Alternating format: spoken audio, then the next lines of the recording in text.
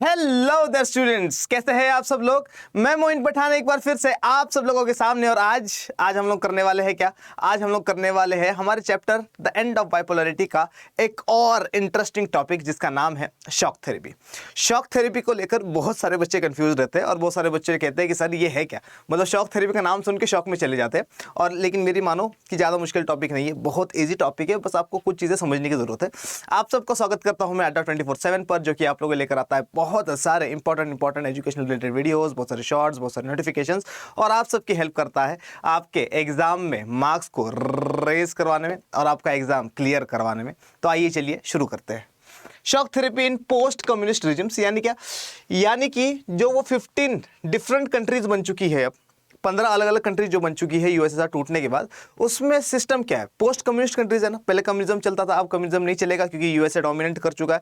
और अब यूएसए के अकॉर्डिंग यहाँ पर चलने वाला है क्या, डेमोक्रेसी पॉलिटिकली और कैपिटलिज्म इकोनॉमिकली।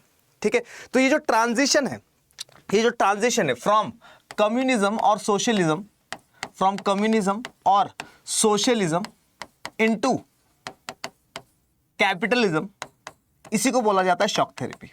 यार सर शॉक थेरेपी क्यों बोला जाता है, लेकिन इसको ये समझ नहीं आ रहा सर हम लोगों को।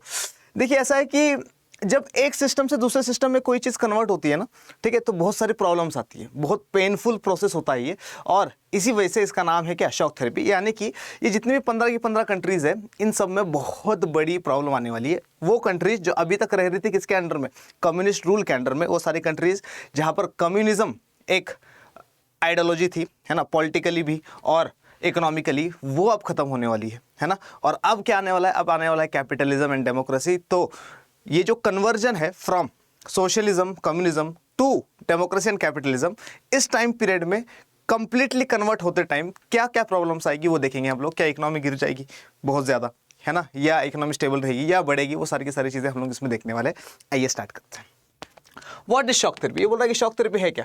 The collapse of communism was followed in most of these countries by a painful process of transition from an authoritarian socialist system to a democratic capitalist system। ये क्या बोल रहा है, कम्युनिज्म कोलैप्स होने की वजह से या socialist block, Soviet block collapse होने की वजह से अब क्या हो रहा है, एक पेनफुल प्रोसेस से ये 15 की 15 कंट्रीज जाने वाली है। और ये पेनफुल प्रोसेस को ही हम लोग क्या कह रहे हैं, शॉक थेरेपी बोला जा रहा है, क्योंकि बहुत सारी प्रॉब्लम्स आने वाली है, इसी वजह से पेनफुल प्रोसेस है ये, है कि ना। और ये प्रोसेस क्या है, किस चीज़ से किस चीज़ में चेंज हो रहे हैं ये लोग चेंज हो रहे हैं from an authoritarian socialist system, है ना, एक तानाशाही सोशलिस्ट सिस्टम से ये लोग अब कन्वर्ट हो रहे हैं इनटू डेमोक्रेटिक कैपिटलिस्ट सिस्टम।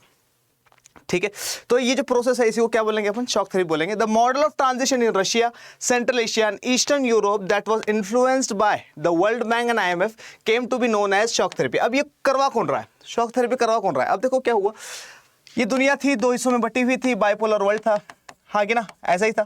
1991 में चेंजेस आ जाएंगे, यूएसएसआर कंप्लीटली खत्म हो जाएगा, यूएसए डोमिनेंट हो जाएगा और यूएसए पूरी दुनिया पे अपना वर्चुअली रूल करना स्टार्ट करेगा, हाँ कि ना।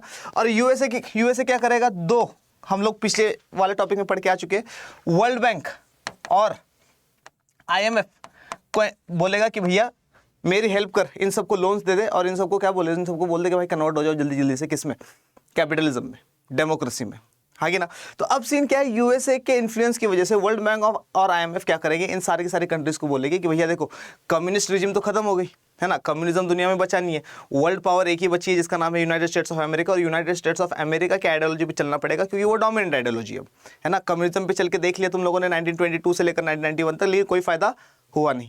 ठीक है, तो अब क्या करो, अब चलो किसके हिसाब से, अब चलना पड़ेगा तुम लोगों को, किसके हिसाब से, यूएसए की आइडियोलॉजी के हिसाब से, यानी कि कैपिटलिज्म में कन्वर्ट होना पड़ेगा। और मुझे पता है, वर्ल्ड बैंक और IMF कह रहा है कि मुझे पता है ना, हमें पता है क्या कि तुम लोगों को बहुत प्रॉब्लम्स आने वाली है, लेकिन टेंशन लेने की क्या जरूरत है, हम है ना, हम खड़े तुम्हारे पीछे, ठीक है, हम तुम्हारी हेल्प करेंगे पूरी की पूरी। तुम्हें जिस चीज़ की भी हेल्प चाहिए, फाइनेंशियल हेल्प चाहिए तो फाइनेंशियल हेल्प हम देने के लिए रेडी है, प्राइवेटाइजेशन करना है तो प्राइवेटाइजेशन करने में हम लोग हेल्प करेंगे, बाहर वाले लोगों से इंपोर्ट एक्सपोर्ट ट्रेड वगैरह करना है हम हेल्प करेंगे, तो हर चीज़ में हेल्प करेंगे हम, टेंशन वाली बात नहीं है। वर्ल्ड बैंक और IMF क्या करेंगे, पूरी की पूरी हेल्प करेंगे, किसकी, उन 15 कम्युनिस्ट या सोशलिस्ट कंट्रीज की।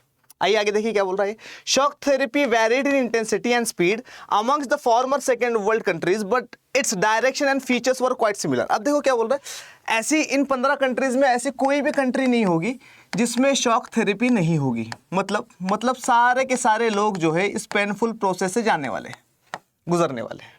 ठीक है, सबके देशों में प्रॉब्लम आने वाली 15 के 15 कंट्रीज में, चाहे वो ईस्टर्न यूरोपियन कंट्रीज हो, चाहे वो सेंट्रल एशियन कंट्रीज हो, चाहे वो खुद रशिया हो। ठीक है, बहुत ज़्यादा प्रॉब्लम्स आने वाली है वाइल दिस कन्वर्जन। ठीक है, लेकिन क्या होगा, हो सकता है कि किसी में बहुत ज़्यादा स्पीड से प्रॉब्लम आनी स्टार्ट हो जाए और जल्दी जल्दी कैपिटलिज्म की तरफ ये लोग कन्वर्ट होने स्टार्ट हो जाए। हो सकता है क्या कि स्लो कन्वर्जन की बात आ जाए कहीं कहीं पर, है ना। लेकिन स्पीड और इंटेंसिटी कुछ भी हो, लेकिन अंजाम सेम होगा कि सबको पेनफुल प्रोसेस से गुजरना पड़ेगा। और इसी पेनफुल प्रोसेस को हम लोग क्या कह रहे हैं, शॉक थेरेपी कह रहे हैं। आई होप आप लोगों को समझ में आ गया होगा। ठीक है, आगे बढ़े, आइए थोड़ा सा आगे बढ़ते हैं, देखते हैं हमारे पास और क्या है। नेक्स्ट ये बता रहा है कि shock therapy in practice, each of these countries was required to make a total shift to capitalist economy. ठीक है, ये सारे के सारे कंट्रीज को, 15 की 15 कंट्रीज को कैपिटलिस्ट इकोनॉमी बनना था, है ना, बनना ही पड़ेगा अब। क्यों? क्योंकि सोवियत रीजन तो खत्म हो चुका है। अब जब कैपिटलिस्ट इकोनॉमी बनना है, इसका मतलब क्या करना पड़ेगा, वो सारे के सारे 15 कम्युनिस्ट कंट्रीज जो क्या थी, अभी तक ओपन इकोनॉमी थी, अभी तक जो ओपन इकोनॉमी थी, अब इन सब को बनना पड़ेगा क्या, कैपिटलिस्ट इकोनॉमी। यानी कि कैपिटलिस्ट इकोनॉमी का मतलब क्या होता है, सॉरी ये लोग क्या थे, क्लोज्ड इकोनॉमी वाले थे, इनको अब क्या बनना पड़ेगा, इन सबको बनना पड़ेगा ओपन इकोनॉमी। क्या बनना पड़ेगा अब इनको, ओपन इकोनॉमी बनना पड़ेगा। यानी कि इंपोर्ट एक्सपोर्ट वगैरह करना पड़ेगा, प्राइवेटाइजेशन करना पड़ेगा। ठीक है, बाहर वाले लोगों को बुलाना पड़ेगा, बोलना पड़ेगा कि भैया हमारे यहाँ पर इन्वेस्ट करो, ट्रेड करना पड़ेगा वर्ल्ड वाइड, एक्सेट्रा एक्सेट्रा सब कुछ। देखिए क्या बता रहा है, which meant ruling out completely any structures evolve during the Soviet period, है ना।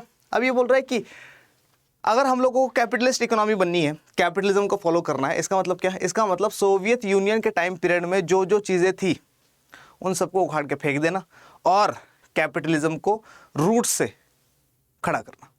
ठीक है, अब all it meant that private ownership was to be the dominant pattern of ownership of property. अब ये बहुत इंटरेस्टिंग चीज़ है। ठीक है, अभी तक 1922 से लेकर अभी तक यानी कि 1991 तक ये सारी की सारी जो 15 कम्युनिस्ट कंट्रीज थी, यहाँ पे डोमिनेंट फॉर्म ऑफ प्रॉपर्टी क्या थी, यहाँ पर डोमिनेंट फॉर्म ऑफ प्रॉपर्टी थी स्टेट प्रॉपर्टी। यानी कि सबसे ज्यादा प्रॉपर्टी किसके हाथ में होती थी, गवर्नमेंट के हाथ में। गवर्नमेंट के हाथ में सब कुछ होता था, गवर्नमेंट के हाथ में प्रॉपर्टी होती थी, है ना। और गवर्नमेंट ही क्या करता था, इगैलिटेरियन सोसाइटी बना के रखता था। लेकिन अब गवर्नमेंट नहीं है, कम्युनिस्ट पार्टी तो वैसे ही बैन हो चुकी है। ठीक है, और 1991 में यूएसएसआर पूरा डिसइंटीग्रेट हो चुका है, यूएसएसआर मर चुका है ना। अब 1991 के बाद की बात कर रहे हैं हम लोग, और 1991 के बाद में क्या हो जाएगा, गवर्नमेंट ही नहीं बची तो गवर्नमेंट की प्रॉपर्टी क्या बचेगी। इसका मतलब क्या, इसका मतलब हर चीज़ को प्राइवेट करने की चीज़ें स्टार्ट हो जाएगी। और यही तो है कैपिटलिज्म। कैपिटलिज्म में हर चीज़ क्या होती है, प्राइवेट, हाँ कि ना। ठीक है, तो हर चीज़ प्राइवेट करना स्टार्ट हो जाएगा, प्राइवेटाइजेशन स्टार्ट हो जाएगा हर एक गवर्नमेंट इंस्टीट्यूशन का, चाहे वो स्कूल्स हो, कॉलेजेस हो, इंडस्ट्रीज हो, फैक्ट्रीज हो, जो भी हो, है ना। हर चीज़ को क्या करा जाएगा, हर चीज़ को कन्वर्ट किया जाएगा इनटू अ प्राइवेट प्रॉपर्टी। ठीक है, मतलब अब इन 15 कंट्रीज में अभी तक जो स्टेट प्रॉपर्टीज थी वो सारी की सारी क्या होने वाली है, प्राइवेट होने वाली है। आगे आते हैं, privatisation of state assets and corporate ownership patterns were to be immediately brought in. और इसी की वजह से जो भी स्टेट के एसेट्स है, जो भी स्टेट की यानी कि गवर्नमेंट की जो भी चीज़ है, उन सब का प्राइवेटाइजेशन एकदम से स्टार्ट हो जाता है। और इसके साथ साथ कॉर्पोरेट ओनरशिप भी स्टार्ट हो जाती है। कॉर्पोरेट ओनरशिप का मतलब क्या है, पीपीपी टाइप। क्या होता है पीपीपी, पब्लिक प्राइवेट पार्टनरशिप, है ना। कुछ शेयर्स चलो गवर्नमेंट के पास है ना, लेकिन ज़्यादातर शेयर्स बेचने पड़ेंगे उस फैक्ट्री के, उस स्कूल के, उस यूनिवर्सिटी के, उस इंस्टीट्यूशन के। ठीक है, मतलब क्या, मतलब अब इन सारे के सारी 15 कंट्रीज में जो ओनरशिप है वो प्राइवेट ओनरशिप रहने वाली है, और वो स्टेट ओनरशिप बिल्कुल भी नहीं रहने वाली है। स्टेट ओनरशिप होगी, ऐसा नहीं कि नहीं होगी, लेकिन बहुत मिनिमम परसेंटेज में। ठीक है, आगे देखो क्या बोल रहा है, collective farms were to be replaced by private farming and capitalism in agriculture. अब ये बहुत इंपॉर्टेंट चीज़ है। अभी तक जो एग्रीकल्चर हो रहा था वो कलेक्टिवाइजेशन ऑफ एग्रीकल्चर के हिसाब से हो रहा था, यानी कि बहुत बड़ी ज़मीन, उसके ऊपर सारे के सारे लोग काम कर रहे हैं, सबको बराबर सैलरी मिल रही है, ऐसे ही होता था अभी तक। लेकिन अब क्या हो रहा है, अब फार्म्स को भी बेचा जा रहा है और बोला जा रहा है कि फार्म्स को भी क्या करो, प्राइवेट करो, है ना। मुझे जल्दी से आप लोग कमेंट सेक्शन में बताइएगा कि वो कौन सा लीडर था सोवियत यूनियन का जिसने कलेक्टिवाइजेशन ऑफ एग्रीकल्चर करवाया था। ठीक है, तो अब कलेक्टिवाइजेशन ऑफ एग्रीकल्चर का सिस्टम हो रहा है खत्म, कलेक्टिव फार्म का सिस्टम हो रहा है खत्म, और अब सारे के सारी ज़मीनें क्या हो रही है, प्राइवेट हो रही है। ठीक है, this transition ruled out any alternative or third way other than state controlled socialism or capitalism. ठीक है, ये क्या बोल रहा है, ये बोल रहा है कि इस ट्रांजिशन में कोई तीसरा तरीका नहीं है ना। मतलब क्या, तीसरा तरीका नहीं होने का मतलब ये है कि या तो तुम सोशलिस्ट हो या तो तुम कैपिटलिस्ट हो। अब सोशलिज्म नहीं है, खत्म हो चुका है सोशलिज्म, तो अब सबको क्या करना है, सबको कैपिटलिज्म फॉलो करना ही करना है, क्योंकि यूएसएसआर मर गया और यूएसए कोल्ड वॉर जीत चुका है। समझ में आया कि नहीं आया? ठीक है, चलिए आगे बढ़ते हैं, आगे देखते हैं हमारे पास क्या है। ये देखिए कुछ इस तरीके से कलेक्टिवाइजेशन ऑफ एग्रीकल्चर होता था। अब यहाँ पर हम लोगों को दिख रहा है कि ये लोग क्या कर रहे हैं, प्राइवेट कर रहे हैं फार्म्स एक्सेट्रा एक्सेट्रा, कुछ इस तरीके से फार्मिंग वगैरह होती थी। ठीक है, ये देखो स्टेट से रिलेटेड जितने भी फोटोज थे, स्टैच्यूज थे, ठीक है, यूएसएसआर की जितनी भी निशानियाँ थी उन सबको मिटाया जा रहा है, तोड़ा जा रहा है, फोड़ा जा रहा है, इंडस्ट्रीज़ को तोड़ा जा रहा है, फोड़ा जा रहा है। ठीक है, ये सारी की सारी चीज़ें हो रही है।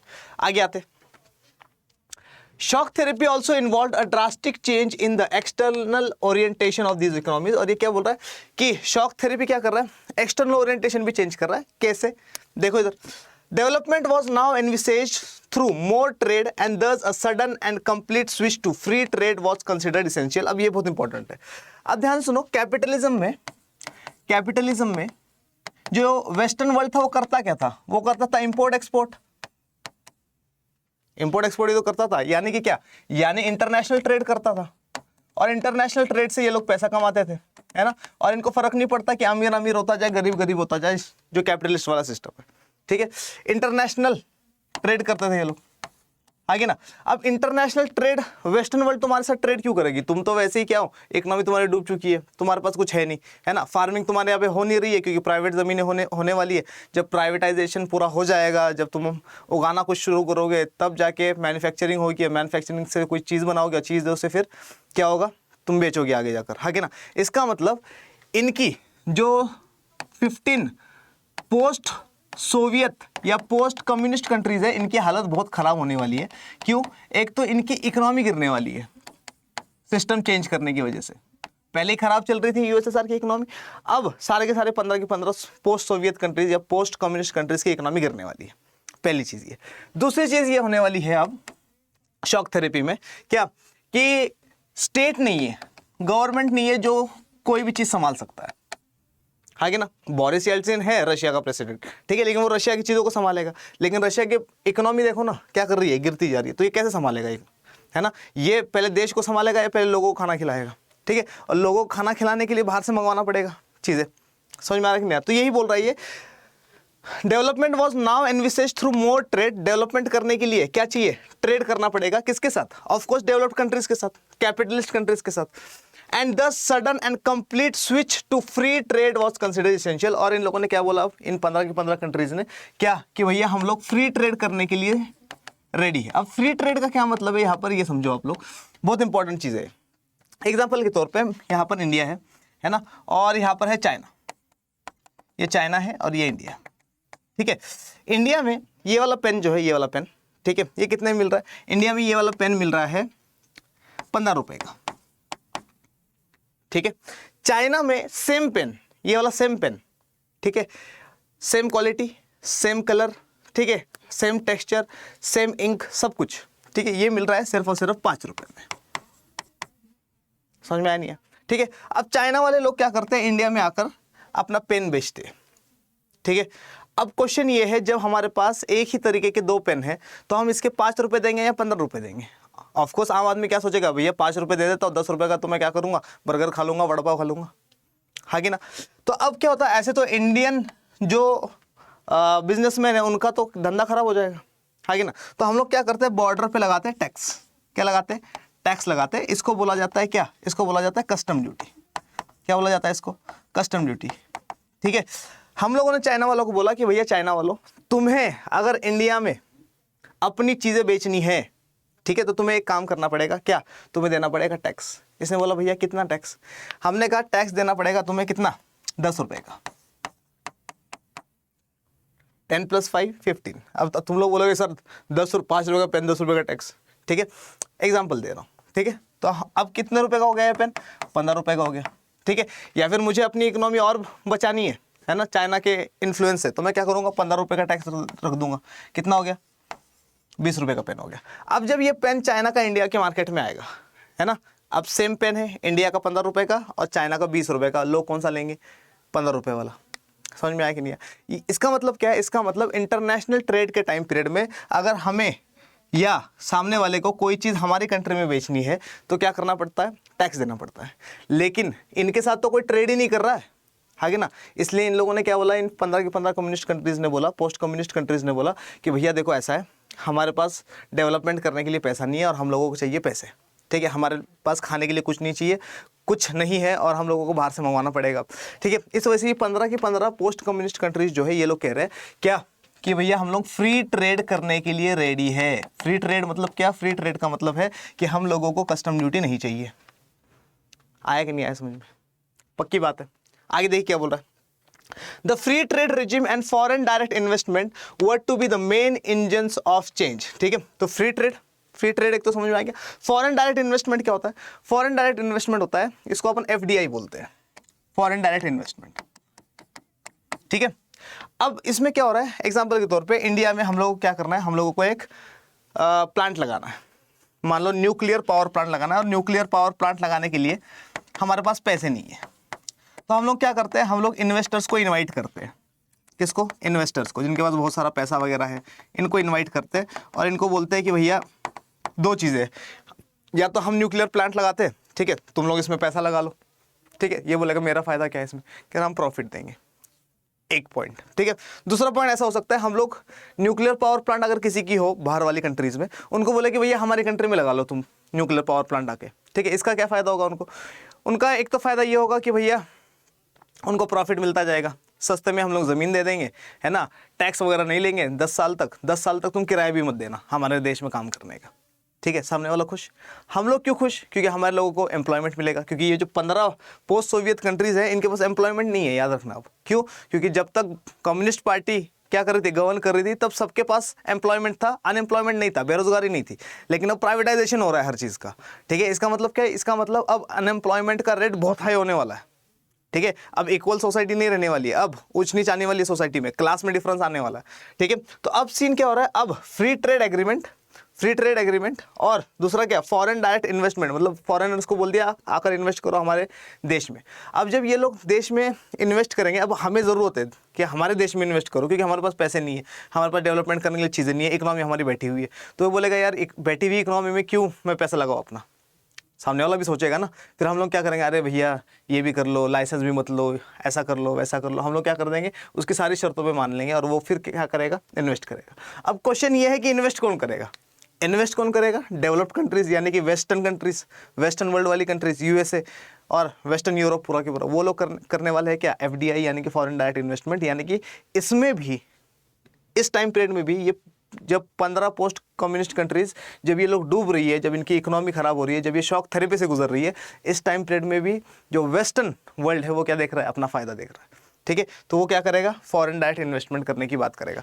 यानी कि डेवलपमेंट के लिए अब दो चीज़ों की ज़रूरत है, एक इन 15 कंट्रीज़ को, एक फ्री ट्रेड, दूसरा FDI, है ना, फॉरेन डायरेक्ट इन्वेस्टमेंट। आगे बढ़ते हैं। This also involved openness to foreign investment, financial opening up और deregulation and currency convertibility। और ये बोल रहा है कि इसमें क्या क्या इंक्लूडेड था, इसमें इंक्लूडेड था openness to foreign investment, यानी कि हमने अपनी इकोनॉमी खोल दी है, बाहर वाला बंदा आके इन्वेस्ट कर सकता है। पहले ऐसा नहीं था, पहले USSR जब था वो क्लोज्ड इकोनॉमी था, है ना, अंदर ही मैन्युफैक्चरिंग, अंदर ही इन्वेस्टमेंट, अंदर का अंदर देखेंगे, बाहर वाले लोगों से कोई लेना देना नहीं है, ठीक है?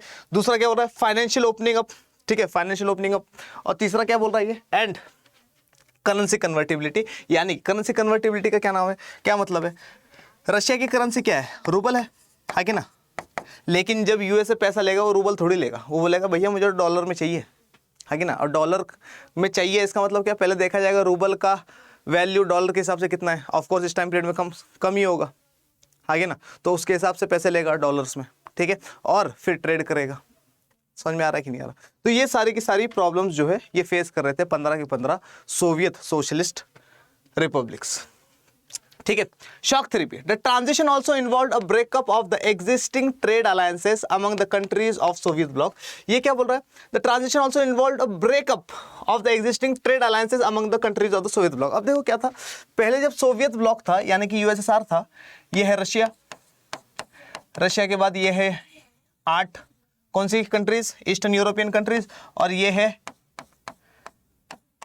7 ये 5 सेंट्रल एशियन कंट्रीज और 7 एशियन कंट्रीज है टोटल, ठीक है। तो अब जब ये यूएसएसआर था, ये लोग आपस में फ्री ट्रेड करते थे, है ना। इनका आपस में क्या था, ट्रेड अलायंस बहुत अच्छा था। लेकिन अब सीन क्या हो रहा है, अब ट्रेड अलायंसेस चेंज होंगे। ट्रेड अलायंस चेंज होने का मतलब क्या, अब ग्रुपिंग्स चेंज हो रही है, क्योंकि ये सारी की सारी कंट्रीज टूट चुकी है ना। अब रशिया कजाकिस्तान को कोई चीज़ भेजने के लिए पैसे लेगा, बोलेगा कि भैया मैं तेरे को चीज़ें भेज रहा हूँ, लेकिन जितना पैसा बनता है उससे ज़्यादा देना पड़ेगा। समझ में आ रहा है कि नहीं आ रहा? और मैं भी फ्री ट्रेड करूंगा, मतलब इनके बीच में क्या हो गया, अब फूट पड़ गई है। ये लोग क्या कर रहे हैं, अब सब लोग अपना अपना फायदा देख रहे हैं, कोई अब एक ग्रुप का फायदा नहीं देख रहा है। और वैसे भी वार्सो पैक्ट तो टूट ही चुका है कि ना। आगे तो क्या हो रहा है, each state from this block was now linked directly to the West and not to each other in the region. और ये क्या बोल रहा है, इन 15 के 15 कंट्रीज में से सारी की कंट्रीज, सारी की सारी डायरेक्टली लिंक हो चुकी है किससे, वेस्टर्न वर्ल्ड से। किससे, वेस्टर्न वर्ल्ड से डायरेक्टली कनेक्ट हो चुकी है। और अब ये लोग आपस में ट्रेड वगैरह करने के लायक भी नहीं रहे, ठीक है।